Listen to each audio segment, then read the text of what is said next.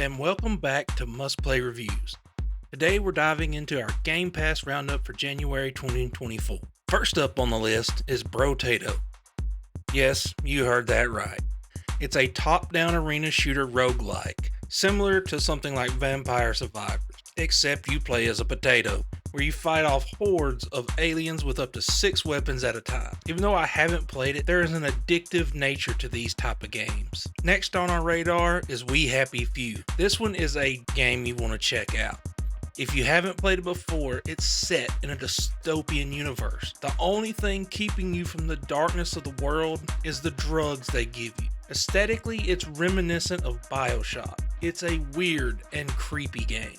Following that, we have Assassin's Creed Valhalla, a great game, but brace yourself, it's massive, taking 60 to 70 hours minimum for most players. The world is huge, with tons to do, and the river raids are some of the best parts, letting you sack towns and villages Viking style.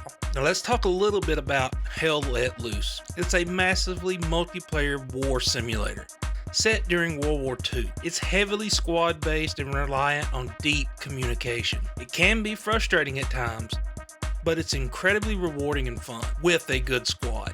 The crown jewel of Game Pass for January is undoubtedly Resident Evil 2. Featuring multiple playthroughs with Claire Redfield and Leon, it's full of extra content and top-notch graphics, and it's also one of the best remakes out there. Moving on to Palworld. Now this game is in Game Pass Preview. It's a survival game that meshes Pokemon with guns, base building, and capturing creatures.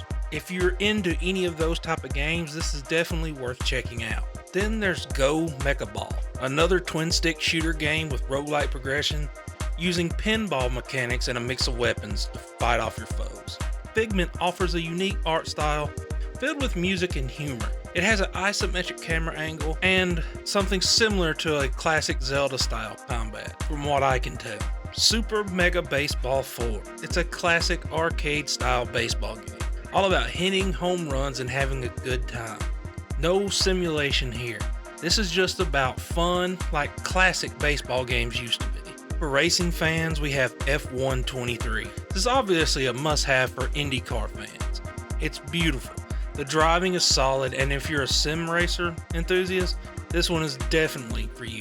And for all of our horror gamers out there, you should explore Those Who Remain, a story-driven, first-person psychological thriller. I will be checking this one out myself. And then there's something a little bit weird. Turnip Boy Robs a Bank. Yes, you're a turnip robbing a bank. It's definitely a strange one, and its art style is very similar to Enter the Gungeon, and the gameplay looks close to it as well. Close to the Sun. Visually inspired by BioShock and nominated for several awards, as Rose Archer, you search for your sister aboard the Helios, where the world is nothing like it should be. If you decide to play any of these games, let me know in the comments down below. And would you kindly leave a like and subscribe, and I will talk to y'all later.